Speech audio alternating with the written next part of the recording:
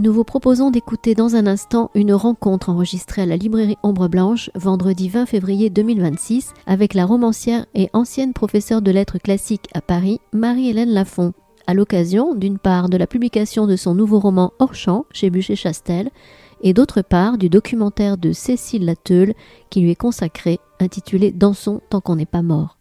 L'échange était conduit par le libraire Benjamin Lebras. Bonne écoute.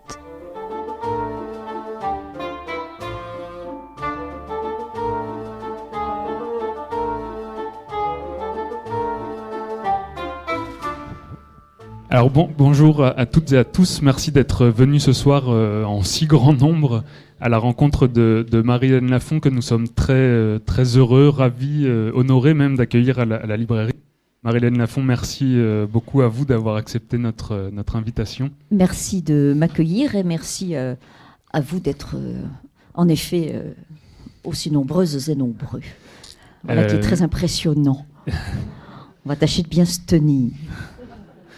Et j'ai quelques remerciements supplémentaires à adresser d'abord aux éditions Buchet-Chastel et au groupe Libella qui a permis l'organisation de cette rencontre. Et puis un grand merci aussi à Cécile Latteule qui est présente ce soir parmi nous. Cécile qui est donc cinéaste et qui a réalisé un film documentaire consacré au travail de Marie-Hélène Lafont. Un documentaire qui s'intitule « Dansons tant qu'on n'est pas mort » et qui sera projeté demain à 13h20, je crois, au cinéma L'ABC, en présence de Cécile Latteule. Voilà. Donc je vous invite chaudement à venir demain à 13h voir le film à l'ABC. Et ABC qui d'ailleurs fête ce mois-ci, enfin qui a fêté ses 60 ans. Alors, après tous ces remerciements, revenons à cette rencontre et à ce livre Hors champ, qui est le 11e roman, je crois, que vous publiez chez Buchet-Chastel. Ils mettent en scène des personnages et des lieux qui sont récurrents dans votre œuvre. Une ferme familiale, un frère et une sœur, la fratrie est toujours présente dans vos livres. Avec les parents aussi, le père, la mère, des présences plus ou moins amicales, plus ou moins... bienveillante ? Rarement, on va en parler. Et puis surtout les lieux, la topographie, la vallée de la Santoire dans le Cantal, près de Riom, entre Clermont-Ferrand et Aurillac. Alors pardonnez-moi cette petite précision, mais on dit Riom. Riom. Voilà. Riom. Mais ça n'est pas le Riom des procès de Riom, celui du Puy-de-Dôme, le grand, qui se dit lui-même Riom le Beau. C'est l'autre, le petit, celui du Cantal, qui se dit Riom S montagne. Ça veut dire dans les montagnes. Voilà. C'est ce Riom-là. Donc, 3000 habitants peut-être. Enfin, à peu près. Et donc, ce roman, Hors champ, dont on reparlera bien sûr du titre, qui est magnifique et qui est polysémique. Enfin, bon, on y reviendra.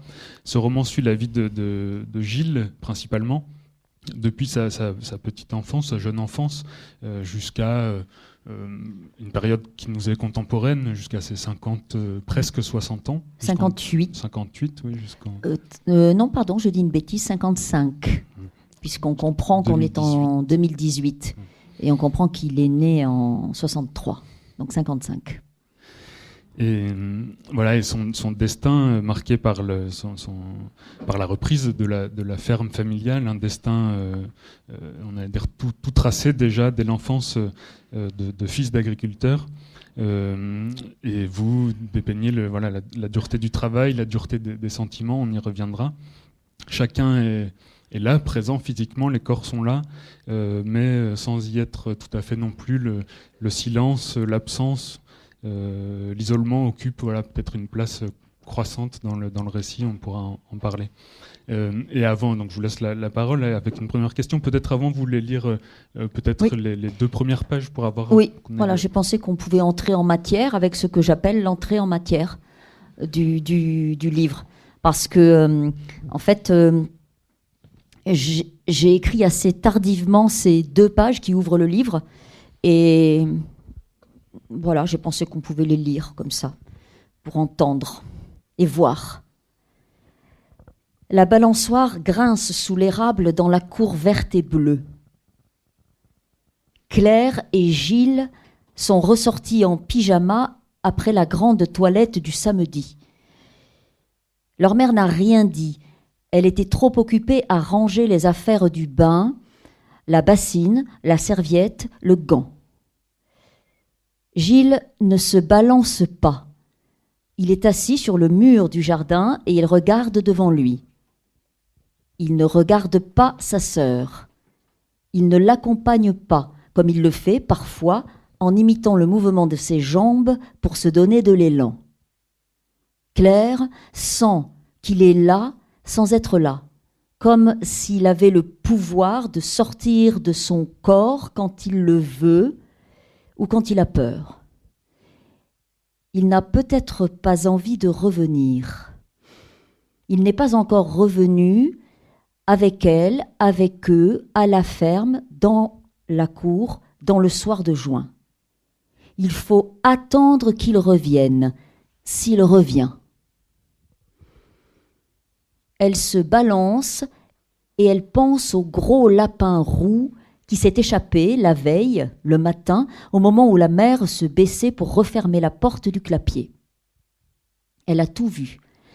La mère a crié, mais le lapin a traversé la cour en 3 bonds et il n'a plus été là, comme par magie. Elle regrette ce lapin et sa fourrure épaisse, très douce, que l'on pouvait caresser du bout des doigts à travers les barreaux de la cage quand il tournait le dos à la cour. Elle sait où est le bois des renards, au fond du pré, derrière la grange. Ce gros lapin roux n'a aucune chance. Il est peut-être déjà mort. Elle inventera une histoire pour Gilles. Une histoire de lapin qui trouvait sa cage trop petite et a préféré les bois, les prés, les renards. Et ils s'amuseront à faire semblant.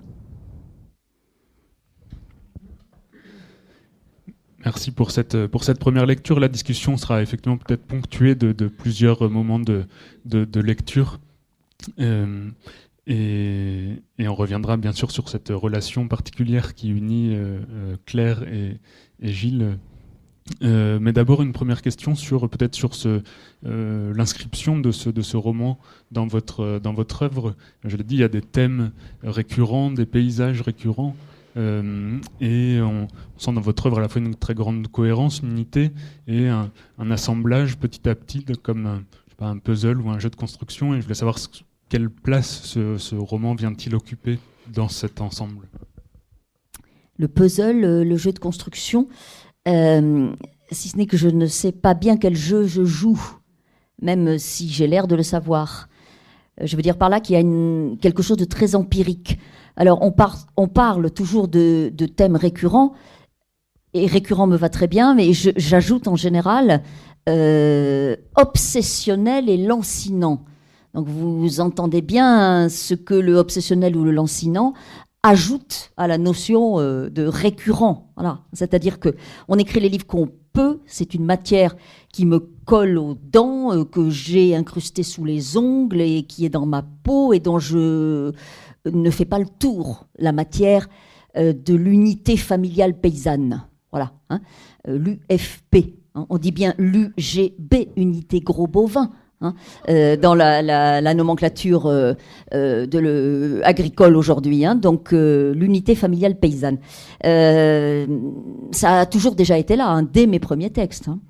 Et le paysage, c'est-à-dire cette cour, la balançoire, l'érable, hein, des moments aussi, les soirs de juin, par exemple, vous voyez, hein, des bêtes.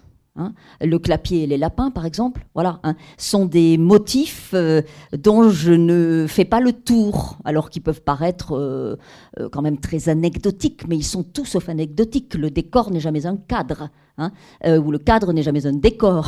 Voilà, on peut prendre la phrase dans le sens que l'on veut, c'est-à-dire que la matière même du lieu, de son isolement, de son insularité aussi, hein, puisque cette cour de ferme, hein, se trouve au milieu d'une ferme qui est elle-même isolée, hein. Elle l'était dans les sources, elle l'est ici, mais c'est déjà la matière des premières pages des Pays en 2012, hein, où on comprend très bien que la ferme, hein, d'où on sort pour aller au salon de l'agriculture, elle est au bout de tout.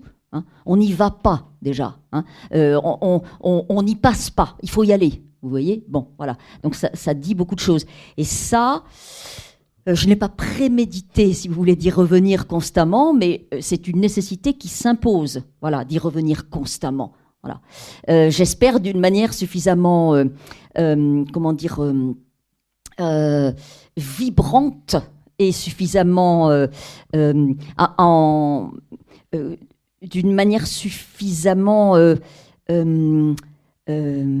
marquée, si vous voulez, par la notion de variation. Voilà. Si j'étais musicienne, j'écrirais des variations. Voilà. Ce sont des variations sur un thème. Voilà. Hein. Et ce thème, il a toujours déjà été là. Et très précisément pour ce livre-là, hein, quand j'ai, fin juin 2022, rendu à mon éditrice le tapuscrit des sources qui ont été publiés en janvier 23, hein, je savais très bien que j'allais revenir, hein, à cette unité familiale. Et j'allais revenir au fils, c'est-à-dire à ce que j'appelle l'écrasé de famille. Alors, des écrasés de famille, il y en a dans tous mes livres depuis très longtemps.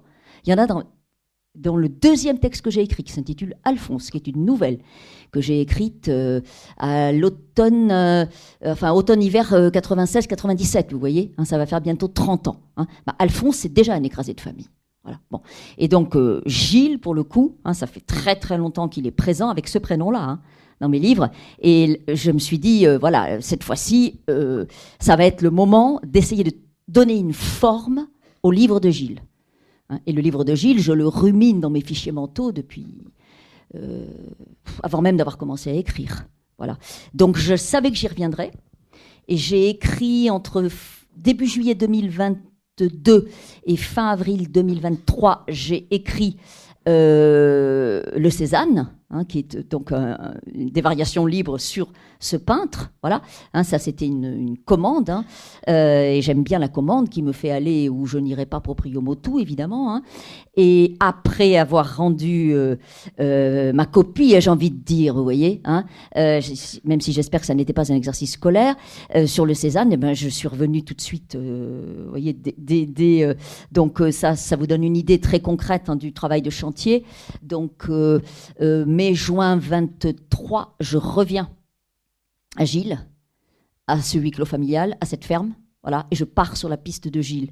Et donc, à partir de l'été 23, à fond, quoi, jusqu'à fin juin 25, vous voyez, donc 2 ans à peu près, voilà, hein, avec... alors, pour le coup, je vais reprendre votre image du puzzle, hein, avec des tableaux, puisque ça procède par tableau, que je n'écris pas dans l'ordre chronologique, alors que je savais que si j'allais au bout du chantier, j'étais pas certaine d'aller au bout du chantier. Hein. Je suis jamais certaine, même au bout de 30 ans d'écriture, quand j'ouvre un chantier, que ça fera un livre. Jamais. Hein. Mais je savais que si j'allais au bout, ça serait chronologique. Voilà, je le présenterai, ce livre, voilà, selon une ligne que je n'ai pas toujours suivie, loin de là, dans mes livres. Hein. Ceux qui ont lu Histoire du Fils parmi vous, par exemple, s'en souviennent. Hein, voilà. Mais là, je savais que voilà, j'irais, ils auraient 9 ans, et puis 14 ans, et puis 20 ans, et puis voilà, comme ça. Et par exemple, le texte que je viens de vous lire, là, hein, qui est donc ce que j'appelle l'entrée en matière, hein, et ils ont 4 et 5 ans. Et ceux d'entre vous qui ont lu les sources savent exactement de quel soir il s'agit. Hein. C'est le samedi soir des sources, hein, donc samedi 10 juin 1967. Hein. Eh bien, je l'ai écrit très tard, ça, vous voyez, ce texte-là. Hein. Je n'ai pas du tout commencé par ça. J'ai écrit ça, j'ai dû écrire ça en mars-avril l'année dernière, vous voyez, donc vraiment en fin de chantier. Là, je savais que ça ferait un livre. Hein. Je le tenais. Vous voyez, hein, il y avait encore du boulot, mais je le tenais. Et vous voyez, donc c'est une manière j'aime bien donner des précisions comme ça, très techniques. Vous voyez, c'est une manière de dire comment ça se fait en se faisant, le livre. Hein. Et moi, j'ai pas de notes, j'ai pas de plan. Hein. Et je reprends votre image du jeu, finalement. Mais c'est comme si je jouais... vous voyez, peut-être monter une armoire Ikea sans notice de montage. Vous voyez, c'est peut-être ça au fond. hein, voilà. Donc, à tâtons. Hein. Alors, il y a beaucoup de choses sur lesquelles je pourrais rebondir, mais je vais rebondir sur le mot peut-être de chantier, parce que c'est le titre que vous avez donné à l'un de vos livres, alors qui n'est pas un roman, mais qui a été publié aux éditions des Buscla il y a quelques années. 2015. Oui, qui est malheureusement, je crois, manquant. Non, en principe, il ne l'est plus. Il ne l'est plus. On va vérifier. On va vérifier. Ah oui, non, il ne l'est plus, il y a eu une réimpression. Absolument. C'est une très bonne nouvelle parce que c'est un texte dans lequel qui n'est pas un texte de fiction, mais dans lequel vous exposez un peu votre manière de travailler. Donc ce terme de chantier, vous l'utilisez. Je parle du chantier, oui. Et à la fin de ce livre-là, vous dites que plusieurs morceaux ont été publiés soit dans des revues, soit même dans un livre aux éditions du Chemin de Fer. Oui, tout à fait. Chez lesquels vous avez publié d'autres livres, il me semble. J'en ai fait 2 chez eux. Et ce livre s'appelle Vie de Gilles. Oui. Et c'est pas tout à fait le début de ce livre, mais c'est là aussi une variation, peut-être une remise sur le métier d'un texte en cours d'écriture. Est-ce que vous pouvez nous expliquer un peu ce... Eh bien, en fait, vous voyez, il y a 2 années là où je suis au chantier de ce livre. Hein. Bon, mais encore une fois, ça fait très longtemps que j'y pense. Et je fais ce geste, vous voyez, parce que je viens de lire, je prends pas de notes et je tiens pas de carnet. Donc, c'est un fichier mental qui tourne, vous voyez, hein.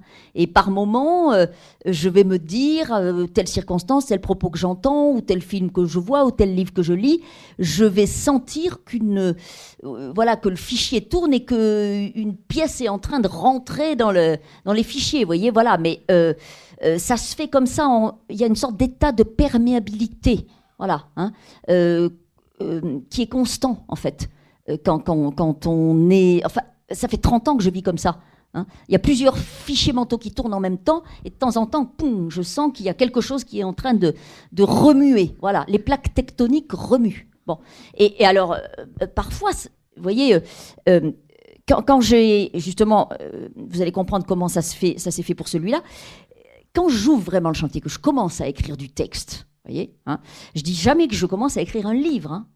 Je commence à écrire du texte dans le cadre d'un chantier. Bon, eh bien, il se trouve qu'à ce moment-là, c'est un hasard complet, hein, mais aussi bien cette maison d'édition dont je vais reparler, qui s'appelle Le Chemin de Fer, que certains d'entre vous connaissent peut-être, d'une part, que plusieurs revues, d'autre part, dont la revue Sensibilité, par exemple, hein, qui est une revue plutôt de sciences humaines, vous voyez, hein, m'ont demandé des textes. Bon, voilà.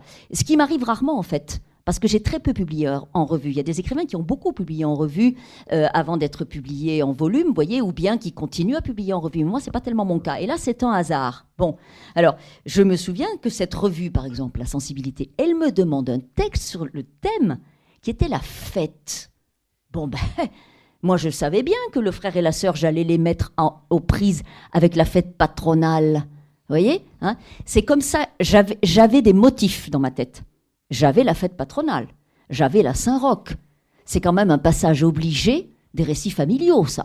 Vous voyez, hein, parce qu'on a tous, plus ou moins comme ça, dans un coin de nos mémoires, ce genre de moments, avec le bal des vieux, avec le bal des jeunes, avec la sono, avec la pêche au canard, enfin, vous voyez, et les papiers, les jupes des majorettes en papier crépon, hein, qui sont remontées et qui ne redescendent pas. Hein, bon, parce que les majorettes, elles sont assez occupées avec leur bâton, et donc elles ne peuvent pas rabattre leur jupe. Bon, on a tout ça, voilà. Et donc, je savais que j'allais passer par là. Hein, et je me souviens très bien même du moment où cette revue m'a demandé le texte. C'était à Blois, vous savez, aux rencontres de l'histoire à Blois. Hein, et j'avais pas ouvert encore, hein, j'avais pas commencé encore ce texte du frère et de la sœur autour de la fête patronale, vous voyez. J'avais pas encore commencé. Mais quand on m'a demandé ça, je me suis dit, boum, voilà.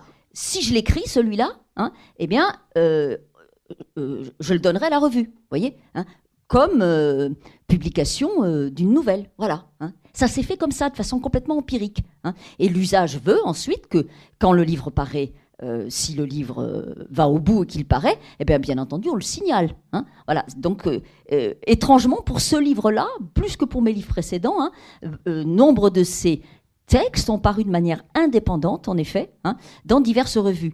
Et, par exemple, je vous donne un autre exemple. Vous savez, il existe pour les pour les restaurants du cœur.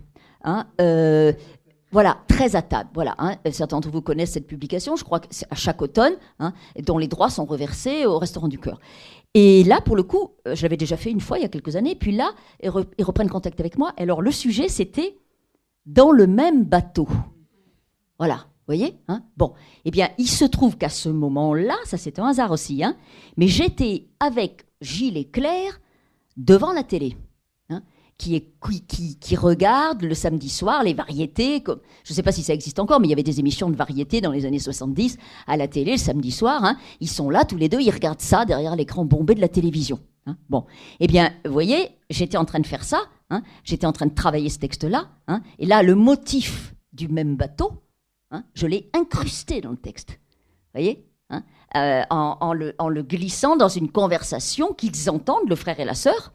Hein, entre les membres du groupe Il était une fois, hein, et quelqu'un qui serait Michel Drucker. Hein. Alors je ne sais pas si c'était Michel Drucker qui tenait le crachoir le samedi soir, je ne me souviens pas. Mais enfin, vous voyez ces émissions de variété qu'on regardait jadis, voilà. Et vous voyez là, par exemple, ça c'est technique. Hein.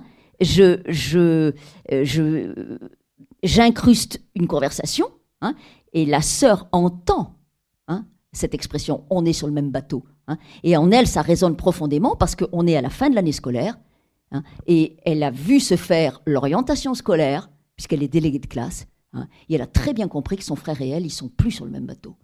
Même s'ils regardent la même émission, dans la même cuisine, hein, et qu'ils sont frères et sœurs, et qu'ils sont le même père et la même mère, hein, elle a bien compris, hein, que leur trajectoire, le tri scolaire étant ce qu'il est, hein, sont en train de se séparer. Voyez, voilà. Donc, c'est comme ça que ça s'est fait, d'une manière hyper empirique. Voilà, hein. Et enfin, le chemin de fer, c'est autre chose. C'est une maison avec laquelle j'aime bien travailler, qui associe toujours une nouvelle, ou deux, éventuellement, enfin des textes courts, toujours. Hein. C'est vraiment leur marque, voilà, et leur terrain de publication. Ils associent ça dans un beau livre avec une jaquette, avec des rabats, pardon. Ils associent ça avec le travail d'un peintre ou d'un dessinateur. Voilà. Et ça, j'aime beaucoup, ça me passionne. Et donc là, pour le coup, ils m'ont demandé, ils sont venus, ils m'ont dit est-ce que tu aurais des textes ? Ben, j'ai dit pourquoi pas. Voilà, hein. Et vous voyez, j'en ai prélevé 2, hein, sur ceux qui étaient en route. Voilà, hein.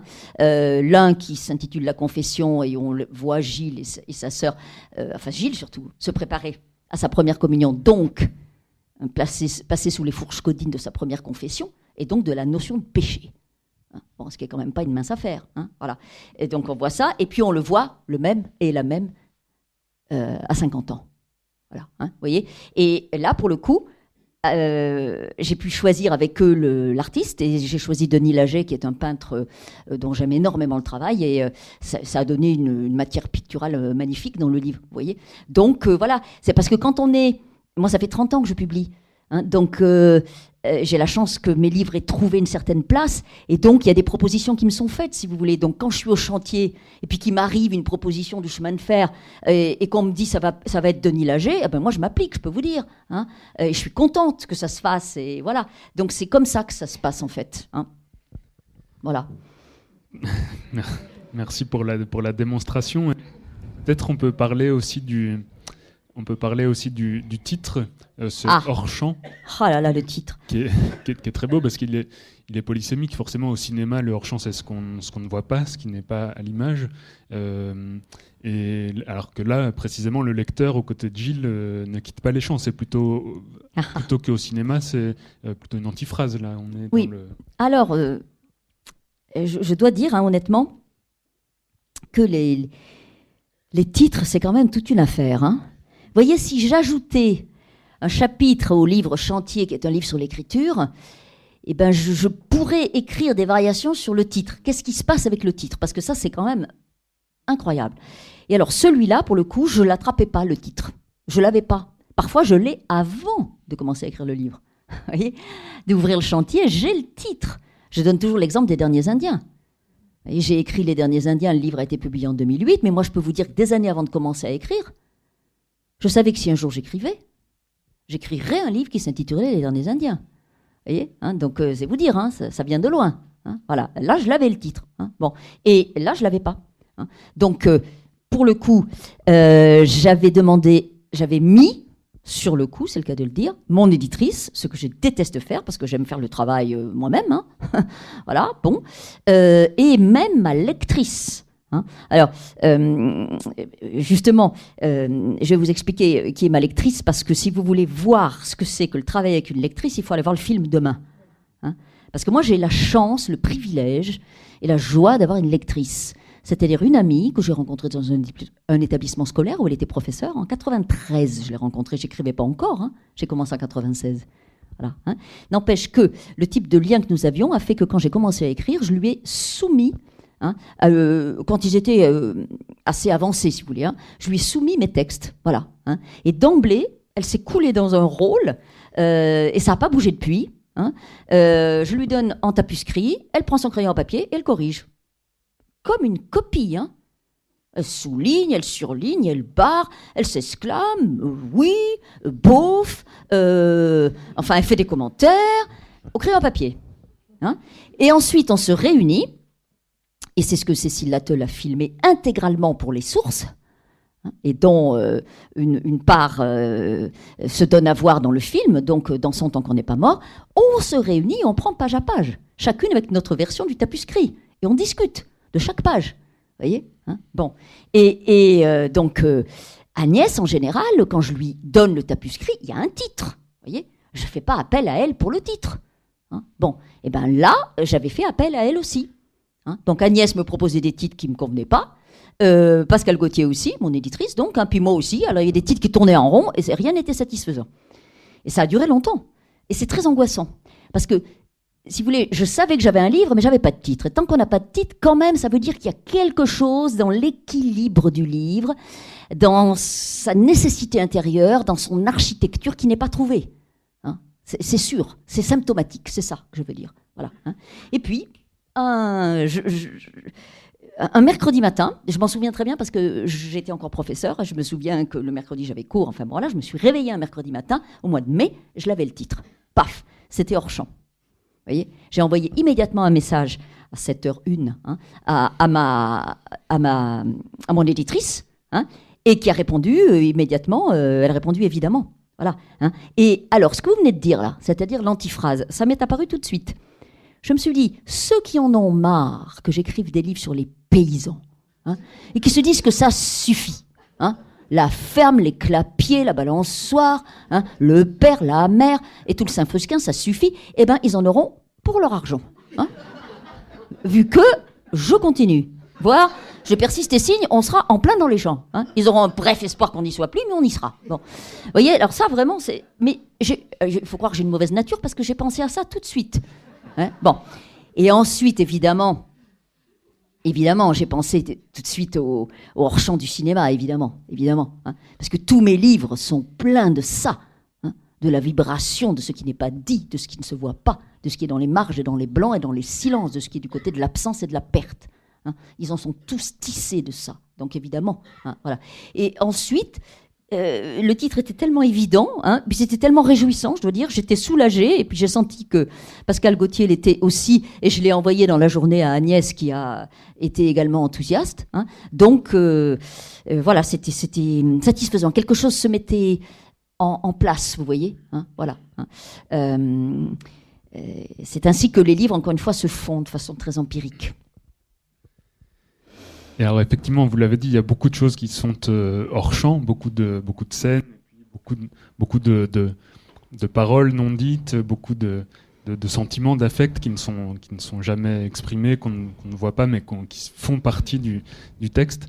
Mais peut-être le premier, celui qui est là pour le coup exprimé, c'est la peur. C'est peut-être sur ce sur quoi se fonde toute la destinée de Gilles. Oui. Et peut-être on peut lire à ce propos un passage. Oui. Alors ça commence très tôt, en effet, la peur, puisque vous avez entendu le mot. Et dans la courte entrée en matière que j'ai lue tout à l'heure, hein, et le même mot est dans la première page des sources. Hein, voilà. Hein, et il y a des recherches parfois ou des études universitaires sur le lexique que j'emploie, je pense qu'il y aurait à faire en suivant la piste de la peur dans mes textes. Et alors là, vous voyez, nous avons choisi ce passage. Donc Claire et Gilles ne sont plus des enfants, loin de là. Et Claire est venue à la ferme, elle va repartir. Elle est restée peu, 3 ou 4 jours. Et elle n'a pas vu son frère. Elle voudrait le voir. Elle sait qu'il est là, mais elle ne l'a pas vu vraiment rencontré. Elle n'a pas été seule avec lui à aucun moment. Et elle le cherche. Elle va le chercher dans l'étable. Donc il y a l'étable et au-dessus il y a la grange. C'est un bâtiment traditionnel. Et voilà, ça donne ça. Elle hume les odeurs et démêle celles des bêtes, larges et chaudes, et celles du foin, plus épicée, presque grise. Elle voudrait chercher les mots justes pour reprendre pied, mais elle est assaillie de dates et de chiffres. Félix, c'est l'ouvrier agricole, est parti à la retraite en 1984, l'année où elle est devenue professeure. C'est un repère facile, depuis 26 ans. En 1992, la pré-retraite a été accordée aux paysans et son père l'a prise. Son frère est devenu fermier des parents et chef d'exploitation sur le papier. Il avait 29 ans. Elle calcule. Depuis 1992, 18 ans ont passé dans le monde et dans la vie de son frère à la ferme, 18 ans avec les parents, sans se parler, sans se regarder, 18 ans, d'abord avec un ouvrier et ensuite sans ouvrier, seul, avec le père et la mère, pour faire face à tout, traire, soigner les bêtes, fabriquer le sang-nectaire, entretenir les terres et les clôtures, faner, s'occuper des machines, des formalités, de la paperasse. La mère s'y est épuisée. Le père a continué à se débattre pour décider de tout. Ils ont tenu jusqu'en 2008. Depuis 2 ans, ils donnent le lait au laitier de Condat. On a toujours dit donner au lieu de vendre. Et c'est une défaite. Le père la vomit et la ressasse. La mère parle d'autre chose, mais Claire comprend que l'honneur des parents est perdu. Elle se demande si son frère l'a entendu, ou deviné, ou vu arriver de la maison et remonter ensuite du pré. Le dernier matin, avant de partir, elle descend au bord de la Santoire et passe par l'étable pour lui dire au revoir avec des mots maigres, les mots de l'hiver, toujours les mêmes. J'ai posé ton cadeau sur ton lit, je reviens bientôt, bon courage, tiens bon, j'appellerai le 1er janvier pour souhaiter la bonne année. Elle ne l'embrasse pas, il n'aime pas ça, elle non plus. Si c'est possible, elle le touche. Elle pose une main sur son épaule. Elle est plus petite que lui, elle le regarde aux yeux. C'est de plus en plus difficile d'attraper ses yeux, son regard. Il sent sauvage. Elle pense ça dans la grange. Le mot monte. Malgré les dates et les chiffres dont le mince barrage va craquer. Crac. Il sent sauvage. Ses yeux, ses cheveux, ses habits, tout son corps. Il sent sauvage dans la douleur et la colère. Elle ne peut rien. Il sent sauvage, les trois, seuls chacun. Le travail de la ferme, sa routine, les tient et les écrase. Leur vie est faite comme ça. Son frère est peut-être derrière les ballots, adossé, et il attend. Il saura qu'elle a pensé à lui, mais il attend qu'elle s'en aille.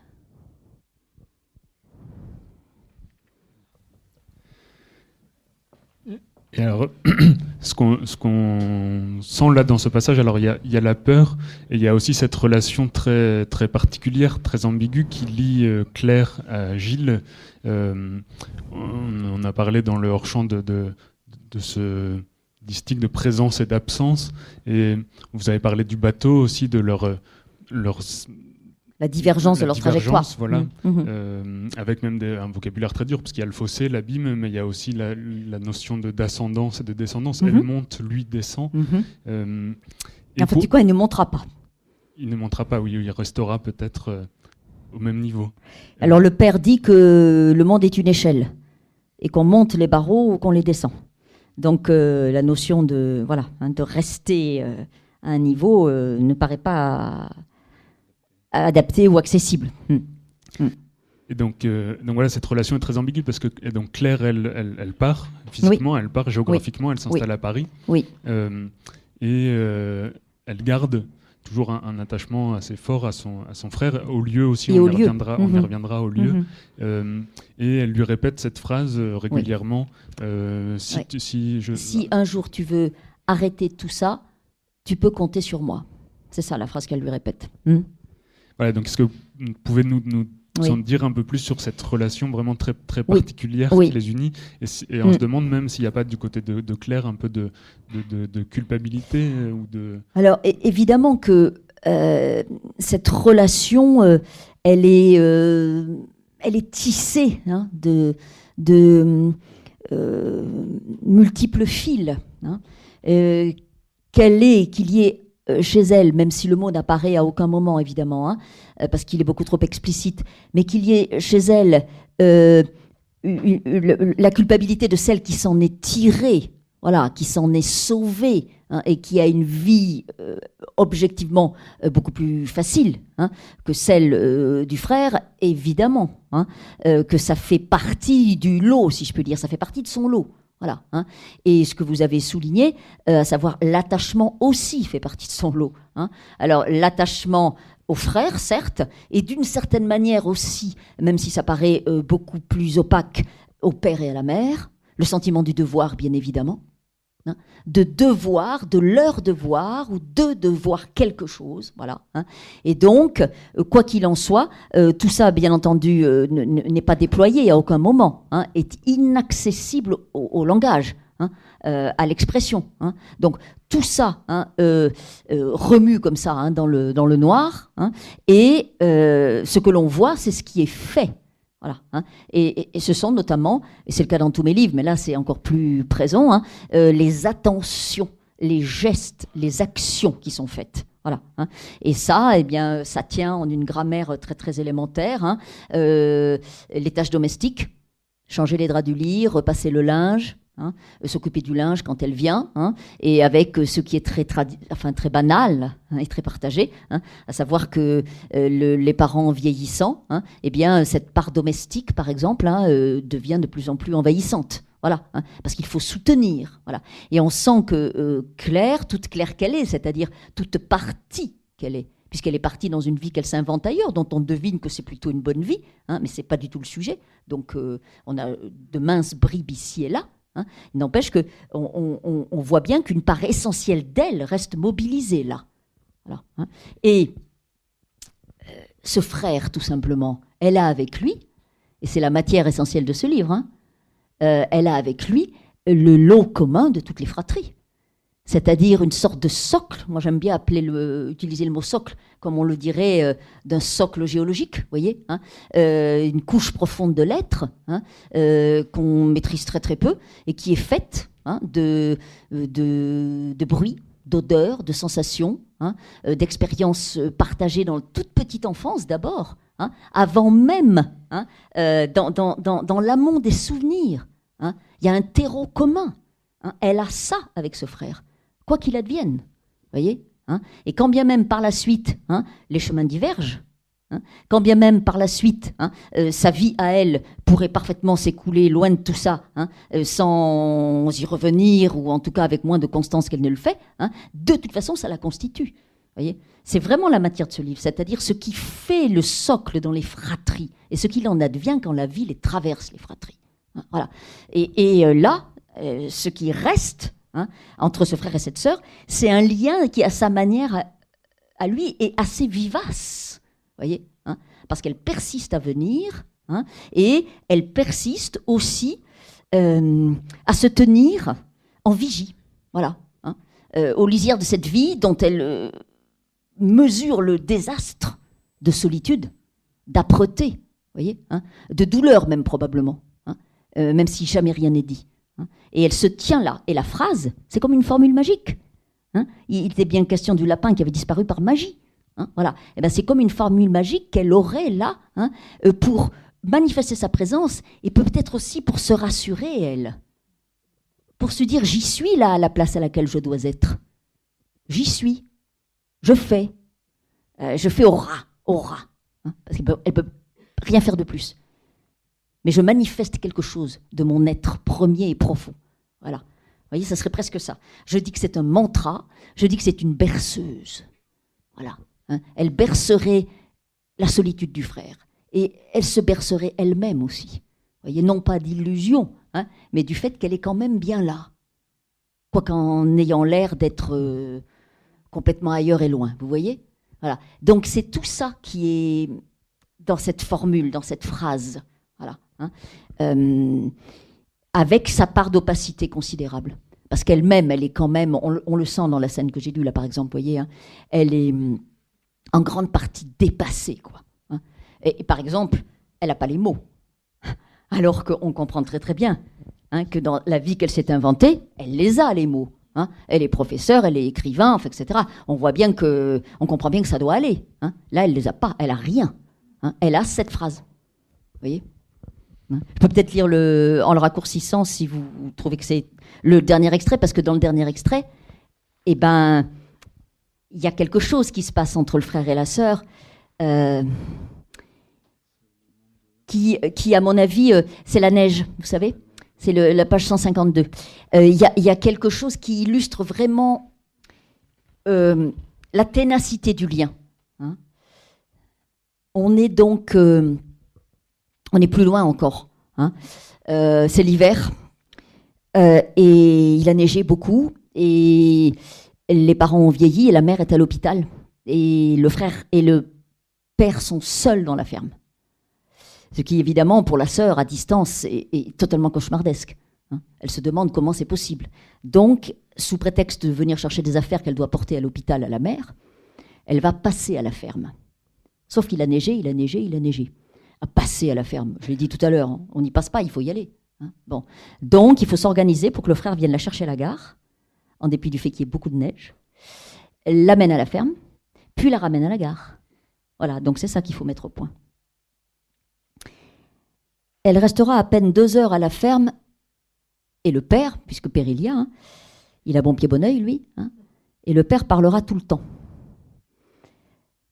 Pendant la sieste, Gilles entendra leur voix à travers le plancher et les portes du frigo, des placards de la chambre de la mère que sa sœur ouvrira et fermera. Elle vient aussi chercher des affaires pour la mère qu'elle ira voir le lendemain, le samedi. Il réfléchit pour se repérer dans les jours de la semaine et ne pas se tromper. C'est vendredi, après-demain, qu'il doit aller la chercher au train de 13h58 et la ramener à 17h57. Il a retenu les horaires exacts qu'elle lui a donnés, mais il a traduit aussitôt et pensé 2h et 6h. Elle descendra ensuite à Aurillac, y dormira chez des amis, ira à l'hôpital 2 jours de suite, le samedi et le dimanche, et reprendra un train pour Paris à Aurillac. Elle est venue plusieurs fois depuis que la mère est à l'hôpital, mais elle n'est jamais passée par la ferme. Il n'aime pas qu'elle demande à lui parler au téléphone, mais il comprend aussi qu'elle est inquiète pour lui, qu'elle vient le voir, lui, et que cette neige l'arrange tout autant qu'elle la gêne. Elle n'ose pas prendre sa voiture qui reste garée à Clermont. Elle n'a pas de voiture à Paris, conduit peu et mal, et surtout pas sur la neige. Sur la neige, elle a besoin de lui, et il est meilleur qu'elle. Ils peuvent faire ce qu'il faut. il lui rend service. Ça repose sur lui. Elle le remerciera, et quand ils passeront au col d'Entremont, où c'est souvent très mauvais, il sentira qu'elle n'a pas peur. Elle dira que le pays est beau. Elle répète toujours ça. Ils ne parleront pas du père. Ils seront les deux longtemps dans la voiture, ce qui ne serait pas arrivé sans la neige.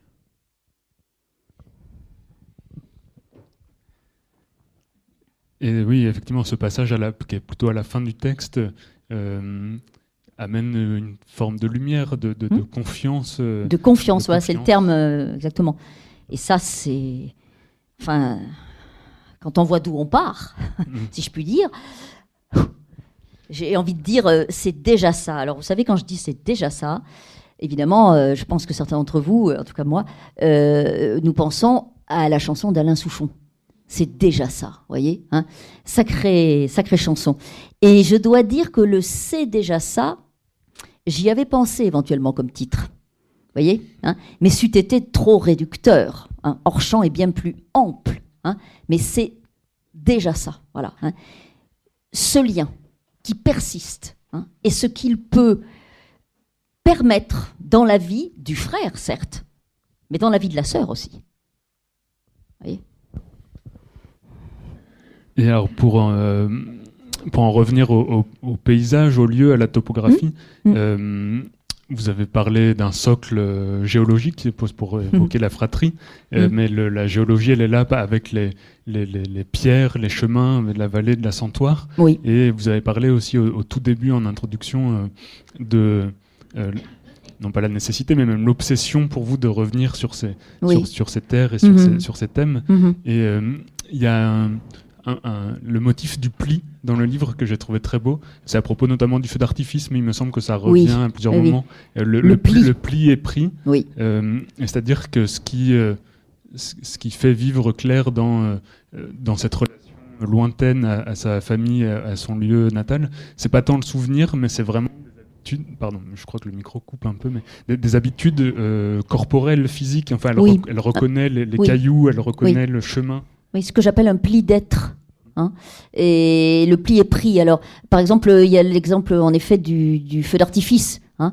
Elle a vu beaucoup d'autres feux d'artifice que celui de la Saint-Roch de sa commune d'origine, vous voyez. Elle en a vu des plus beaux, des plus grands, celui de Collioure, celui de Tiré-sur-la-Mer, vous voyez, celui de Paris. Mais le feu d'artifice à l'aune duquel elle mesure tous les autres, c'est celui-là. C'est le premier, l'originel et infime, celui de la fête patronale. Et alors, c'est un pli affectif, c'est un pli de l'intérieur, hein, comme on le dit d'un pli du linge. Hein, quand il est resté longtemps plié dans les armoires, qu'il ne s'efface pas, hein, vous voyez, ou difficilement. Et en effet, c'est bien au-delà de l'habitude, vous voyez. Hein, et au fond, elle ne songe pas à s'en défaire. Voilà. Hein, ça la constitue. Voilà. Et d'une certaine manière, on peut évidemment, et on me l'a déjà fait remarquer, hein, dans cette façon très obstinée que j'ai de revenir comme ça à cette matière et à ce quintet, à ce lieu, à ce milieu, à cette matière paysanne, il y a en effet, oui, alors un pli, mais qui va bien au-delà de la psychologie. Voilà, c'est pour ça que je parle de géologie. Le pli est physique. Enfin, oui, on pourrait parler d'archéologie. Donc, il est physique en ce sens qu'il fonde des gestes, il fonde des façons de faire, des manières de faire. Voilà, et on s'embrasse pas, mais on se met éventuellement la main aux épaules. On essaie de se regarder aux yeux quand on se parle, si c'est possible. Et puis, les paroles rituelles, voyez, passer au même endroit, avec la même personne, et dire la même chose, c'est beau. Voilà, il sait qu'elle va le dire, elle sait qu'il sait qu'elle va le dire, elle le dit. Voilà, et ça se passe de commentaires. Voilà, les commentaires aussi sur, par exemple, le coucou, le premier chant du coucou. Il sait que sa sœur est attentive au premier chant du coucou. Elle lui a dit qu'il fallait faire un vœu. Hein, voilà. Et quand il entend le coucou, hein, même s'il n'y a vraiment pas de quoi se réjouir dans son existence, il y a quelque chose en lui, au fond, qui vibre, voyez, hein, à cette, voilà, à ce que, au surgissement du coucou. Voilà, quelque chose de très organique. Bon. Et effectivement, c'est la matière, la dimension charnelle ou physique est très, très importante. Et donc, il y a le langage, on a parlé des silences, enfin, et de ce langage qui est peut-être plus hors champ. Oui, parce qu'on dit rien dans cette famille. Enfin, souvent dans les familles, on dit rien quand même. Hein. Oui. Bon, donc on dit rien. Mais paradoxalement, parfois, on se dit qu'il peut-être il vaut mieux ne rien dire parce que. Vous avez raison, c'est une très bonne remarque. Parce que quand on dit quelque chose, les images que vous utilisez, c'est celles de la giclette pue, du vomi. Enfin, c'est vraiment. Vous avez raison, tout à fait. Oui, ça c'est. Alors quand je dis on dit rien dans les familles, par exemple, j'ai dit tout à l'heure que cette sœur, qui manifestement, et ça se marque dès l'école primaire, hein, est très à l'aise avec le verbe, avec la phrase, etc. À la ferme, elle se tait. Hein, où elle a du langage, l'usage qui est permis à la ferme. C'est-à-dire, elle développe avec sa mère la chronique villageoise. Voilà. Hein, et elle excelle à la chronique villageoise puisqu'elle n'a pas perdu les pédales, elle sait qui est qui. Et Patrick et ses deux frères, et les aides-soignantes qui fréquentent les deux frères, et etc., etc. Elle sait tout ça. Donc, avec la mère, elles peuvent déployer cette chronique-là, et j'ai envie de dire, là aussi, c'est déjà ça. Hein, voilà, à défaut de pouvoir dire autre chose. Et de temps en temps, cependant, puisqu'on ne peut pas quand même passer sa vie à s'asseoir avec toute sa ténacité sur le couvercle de la cocotte minute, de temps en temps, le couvercle de la cocotte minute se remue, hein, et puis il y a de la vapeur qui s'échappe. Hein, donc de temps en temps, il y a une giclée de pub. Hein, c'est-à-dire que sa mère dit, notamment sa mère, hein, qui a la langue bien pendue, dit des choses terribles. Voilà, et qui, en effet, vous avez raison, s'incruste en elle et qu'elle ne peut pas oublier. Hein. Par exemple, si tu avais été un garçon, on aurait arrêté là les frais. Hein, c'est-à-dire que ton frère n'aurait pas existé. Par exemple. Bon, c'est sûr que ça vous fonde une relation frère-sœur, ça. Hein, ça vous installe. Bon, c'est confortable. Hein, bon, et voilà. Hein, bon, donc c'est un rapport, en effet, au langage qui est tout à fait singulier. Voilà, ça fait partie de la palette lexicale de ce charmant tableau familial. Vous voyez, hein, lexical et familial riment. Voilà, hein, et au milieu de tout ça, il y a la phrase de tout à l'heure. Vous voyez, le mantra. Si un jour tu veux arrêter tout ça, tu peux compter sur moi. Voilà, hein, dont elle-même ne mesure pas bien, hein, j'insiste, hein, toutes les implications. Elle-même, quand elle le dit, elle ne sait pas exactement ce qu'elle dit. Hein, ça veut dire quoi, tu peux compter sur moi, hein, elle ne va pas venir faire la paysanne. Hein, alors, vous voyez, donc ça ouvre un abîme.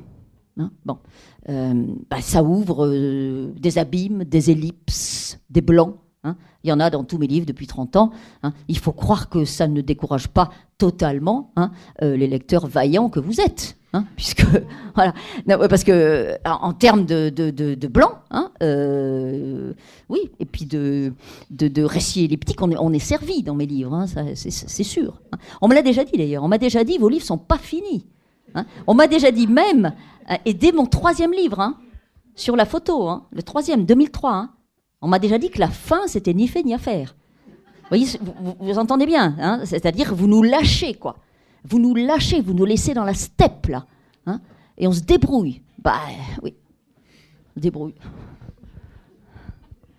Et oui, peut-être celui-ci ne fait pas exception, non pas que ce n'est pas fini ou que c'est raté, mais la fin, elle reste en suspens peut-être sur cette phrase. Voilà. Alors, vous savez, on parle de fin ouverte, etc. Alors, moi, je dis, ouvrons. Hein. Je pourrais presque dire fin mouvante, vous voyez, comme une ou fin vibratoire. Voilà, ça y est, j'ai trouvé. Fin vibratoire, comme cette vibration que j'aime souvent évoquer, qui est celle des choses les plus connues, hein, les plus familières, quand elles se mettent à vibrer dans la lumière du plein midi l'été. Voyez, vous connaissez parfaitement votre allée de jardin, vous avez étendu votre linge, hein, et puis c'est le mi-temps de midi l'été, ça se met à vibrer. Hein, vous avez l'impression que ça va s'envoler. Voilà. Ben, les fins de mes livres, il faudrait qu'elles soient comme ça. Voilà. Qu'elles vibrent et qu'on ait l'impression qu'elles vont s'envoler. Hein. On ne sait pas où et on ne sait pas pourquoi. Hein, voilà.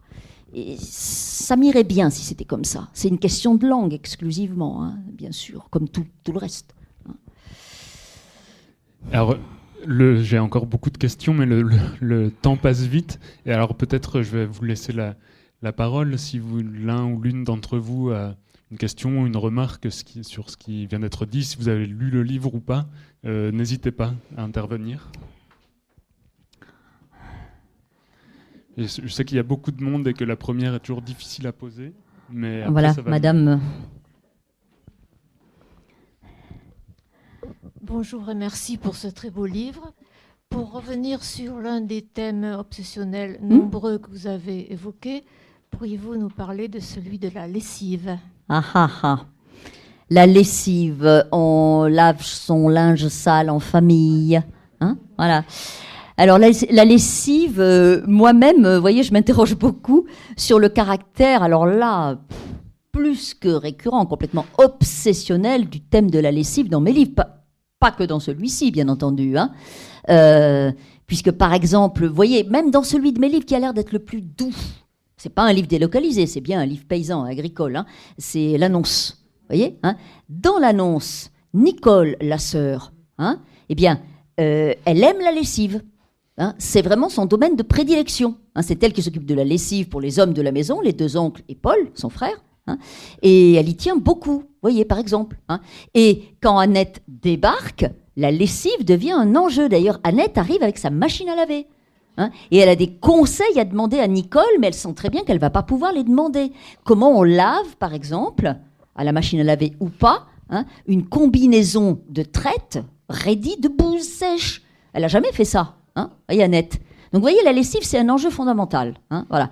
Et il y a de la lessive, bah oui, dans tous mes livres. Bon, alors, pour le coup, hein, dans celui-ci, évidemment que, comment dire, si vous voulez, cette sœur, cette fille aussi, hein, parce elle s'occupe beaucoup du linge de son frère, certes, mais aussi de son père et de sa mère. Hein.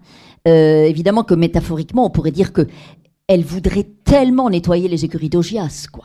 Voilà, hein. Tellement faire que ça soit enfin propre pour toujours. Hein, voilà. Et d'où cette sorte de retour, éternel retour de la lessive, parce que bon, une autre lessive lui succédera, assurément. Hein. Bon, alors il y a cette dimension-là, hein, elle est très métaphorique, mais il y en a une autre qui l'est beaucoup moins. Hein, c'est que c'est la seule manière de pouvoir toucher les corps, s'occuper du linge. Voilà. Donc, elle s'occupe du linge et d'une certaine façon, elle marque ainsi une attention. Hein. Alors, très concrètement, ça rend service à sa mère qui est débordée par le travail domestique, assurément. Hein. Mais bien au-delà de ça, hein, évidemment, c'est une façon de toucher autrement qu'en embrassant. C'est une façon de prendre soin, vous voyez, hein. Et c'est le linge qui va toucher le corps, hein, qu'on ne touche pas, qui est intouchable. Puisqu'on est les uns pour les autres des intouchables dans cette tribu-là. Hein, voilà. Et en l'occurrence, il est dit quelque part que le repassage du linge, elle n'aime pas le faire quand il y a des étrangers dans la cuisine, hein, dans la pièce à vivre où tout se passe. Hein, voilà. Hein, parce que repasser les tricots de corps, le linge de corps, voilà, hein, de chacun, devant le vétérinaire ou le technicien agricole ou le facteur, ce serait de l'ordre de l'indécence. Donc c'est bien qu'il y a, si vous voulez, quelque chose qui est vraiment, qui touche à l'intime. Hein. Donc c'est aussi la portée de la lessive. Et puis évidemment, il y a cette scène à la fin du livre où donc l'odeur tout simplement du corps, hein, en putréfaction d'une vache morte, envahit tout l'espace. Hein, et alors là, l'odeur de la lessive propre lutte hein, contre le remugle de mort. Bon. Donc on n'en finirait pas, hein, ça c'est pareil, je pourrais faire un traité de la lessive. Hein, voilà. Hein. Oui, je crois que je pourrais faire un traité transversal de la lessive. Pas de la cuisine, mais de la lessive, oui. Et du repassage. Ah, ça va avec. Et du rangement. Car une fois qu'on a repassé, on range, bien sûr. On met les affaires là où elles doivent être mises. On met les choses en ordre. Voilà. Le désir est perdu de mettre enfin de l'ordre. Sachant que le chaos du désordre va revenir. Bonjour et merci pour votre lecture et puis la présentation de votre livre. Moi, je n'ai pas lu votre livre, mais quand je pensais au livre hors champ et au titre, je pensais que vous parliez de la vie des paysans avant, et maintenant, elle n'est plus du tout la même chose. Les paysans ont l'air d'être hors champ, il y a beaucoup de technocratie, les relations avec les parents sont peut-être plus les mêmes. Est-ce que dans ce livre, on vous parlait de ça? Alors, si vous voulez, ce livre, on peut tout à fait le situer, puisqu'on comprend que Gilles appartient à cette génération qui est née au début des années 60. Voilà. Donc, c'est la génération des paysans qui prennent leur retraite maintenant, là. Vous voyez? Exactement celle-là. Et donc, on embrasse une 50aine d'années de mutation massive, vue depuis une certaine strate paysanne. Les choses eussent été différentes dans une famille de maraîchers, par exemple, ou dans une famille de vignerons, ou dans une famille de céréaliers de la Beauce. Les enjeux eussent été différents. Là, on est à 1000 mètres d'altitude, on est dans une propriété, régime de propriété, ça c'est très important, puisque la propriété, eh bien, on se fait un devoir de la transmettre, de la continuer, voilà. Et on est aussi chez des éleveurs, voilà, des gens qui ont des vaches, et qui ont cette sorte, oui, alors faut-il dire d'orgueil, je ne sais pas, si c'est un mot que j'emploie dans plusieurs de mes livres, peut-être pas dans celui-ci, je ne sais plus, mais voilà, du beau savoir-faire qui consiste à livrer non pas une matière brute, mais du lait transformé en fromage. Voilà. Et donc, il y a un savoir-faire, il y a une sorte de noblesse du geste, vous voyez, voilà. Et on assiste au délitement de tout ça, c'est sûr, en 50 ans. Voilà. Alors, je n'ai pas dit que ce délitement était inéluctable. Là, je prends bien soin de marquer qu'on est dans un contexte familial qui est un contexte que j'appelle un contexte exténuant, au sens où on dit, vous savez, il y a des circonstances atténuantes et des circonstances exténuantes. Là, il est évident que dans cette famille, l'absence absolue de confiance et de capacité à transmettre va faire obstacle. Et va étrangler en quelque sorte celui qui est destiné à continuer dans l'œuf, voilà, d'une certaine manière. Donc je n'en fais pas du tout un manifeste de la cause paysanne, et je pense, je l'ai dit, j'ai eu l'occasion de le dire dans des entretiens, que j'espère d'ailleurs que les générations beaucoup moins nombreuses, parce qu'on sait ce qu'il en est de la réduction du nombre de paysans, et d'aujourd'hui, donc qui ont aujourd'hui 40 ans par exemple, vous voyez, alors bien sûr qu'il existe des cas semblables à cela, à celui-là, mais aujourd'hui, les paysans qui restent souvent sont d'abord moins isolés, travaillent à plusieurs, appartiennent à ce que j'appelle, même dans le Cantal, dans lequel j'ai grandi et où je vais très souvent et je regarde ce qui se passe autour de moi, appartiennent à ce que j'appelle des couples mixtes, c'est-à-dire ont des femmes qui travaillent à l'extérieur, c'est souvent la femme en l'occurrence, voilà. Et là où dans la ferme de Gilles on a 50 hectares, aujourd'hui on en a 150, vous voyez, voilà. Donc les conditions économiques d'exercice et donc les conditions de vie, je le sais, j'en ai tout à fait conscience, ont énormément évolué. Et ce livre inscrit aussi un témoignage, si vous voulez, de cette mutation-là, des 50 dernières années, telle qu'elle s'est produite pour des générations qui n'étaient pas préparées, voilà, qui n'ont pas eu les moyens de faire face. Voilà, Et j'ai quand même le sentiment, même s'il y a des drames, on le sait très bien, d'ailleurs le drame du suicide hante tout le livre, elle passe son temps à se demander comment son frère fait pour ne pas se suicider. Voilà, et je sais que c'est très présent, mais il n'empêche que si vous regardez la ferme des Bertrands, par exemple, je crois que le documentaire est passé récemment à la télévision, vous voyez bien que ces jeunes qui ont 35 ans, c'est la 4e génération, ils sont très bien équipés pour faire face. Vous voyez, ils ne sont pas démunis. Par exemple, Gilles, ce qui contribue à le couler encore davantage, c'est la révolution numérique. Et la révolution numérique, elle est présente là. Avec le sentiment d'impuissance auquel elle accule des générations entières, qui ont l'impression que c'est totalement que la machine administrative est totalement indéchiffrable. Voilà. Et bien entendu, dans ce livre, je tiens compte, et je ne pourrais pas ne pas en tenir compte, de l'avancée de la PAC, la politique agricole commune. Ça commence en 62, Gilles est né en 63. Et d'ailleurs, sa mère ne se gêne pas pour lui dire que l'équilibre économique de la ferme tient uniquement grâce aux primes. Que sans les primes de la PAC, ils sont fichus. Et il faut vendre. Donc c'est clairement dit, vous voyez. C'est tout un matériau qui fait partie de mon matériau d'écriture, monsieur, mais je ne suis ni une spécialiste de la question agricole, ni une militante, ni une passionnariat. Et je me garderai bien, vous voyez, de prononcer des paroles définitives sur ces questions, ne voulant pas ajouter de l'approximation et du malentendu aux approximations et aux malentendus déjà très très grands qui existent. On le sait. Voilà. Mais la matière paysanne, j'en ai pas fini avec elle. Tiens, j'ai quelque chose à vous lire sur la matière paysanne.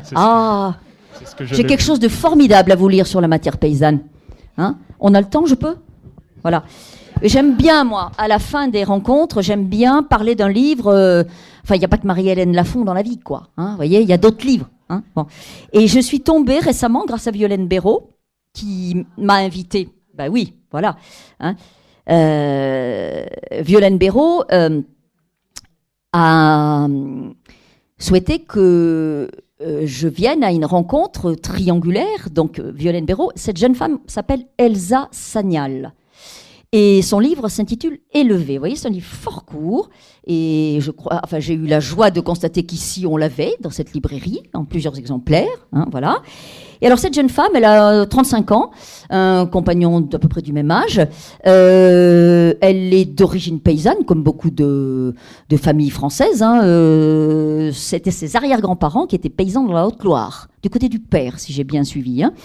Et donc, elle a fait des études, elle est partie avec un compagnon infirmier inventer sa vie ailleurs, etc. Et puis, bon, pour toutes sortes de raisons que je ne développerai pas, ils ont décidé de revenir en Haute-Loire, faire pousser des brebis dans la ferme familiale, donc, et dans les terres avoisinantes. Donc, il y a 100 brebis et on fabrique du fromage, etc. Ça fait quelques années déjà. Et elle a écrit ce court texte élevé dont je vais vous lire 2 extraits, on va dire. À l'annonce de mon projet d'installation, ma mère, donc je vous rappelle, depuis 3 générations, on est parti, on fait d'autres métiers, on est professeur, on n'est pas paysan. À l'annonce de mon projet d'installation, ma mère me questionne. Si tu veux des brebis, c'est peut-être parce que tu as un désir d'enfant. Agneaux et brebis ne seront pas mes ersatz d'enfants. Je vais les aimer, mais je vais les mettre dans des prés clôturés. Je vais trier mâles et femelles et conduire les mâles à l'abattoir. Je vais achever les animaux qui souffrent et peut-être vendre ceux qui m'encombrent. Tout cela me paraît bien loin de la maternité. Écoutez la suite. Donc elle, Elsa, et son compagnon, infirmier.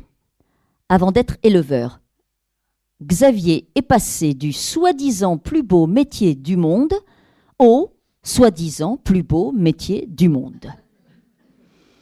D'un monde de femmes sacrificielles qui soignent à un monde d'hommes sacrificiels qui nourrissent.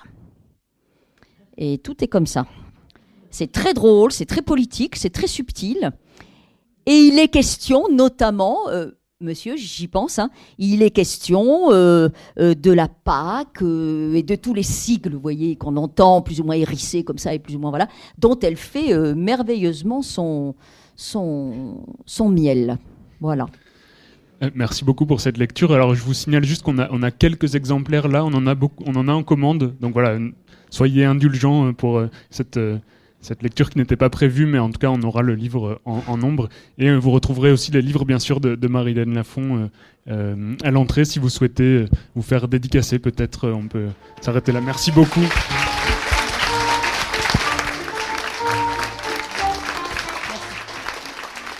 Il s'agissait d'une rencontre avec Marie-Hélène Lafon, autrice du roman Hors-champ, publié chez Buchet-Chastel, à la librairie Ombre Blanche, vendredi 20 février 2026. Tous les romans de Marie-Hélène Lafon sont publiés chez cet éditeur, tels que L'Annonce en 2009, Histoire en 2016, prix Goncourt de la Nouvelle, Histoire du Fils en 2020, prix Renaudot, ou encore Les Sources en 2023. Réalisation et mise en onde Radio en collaboration avec Radio Plus et Radio Terre.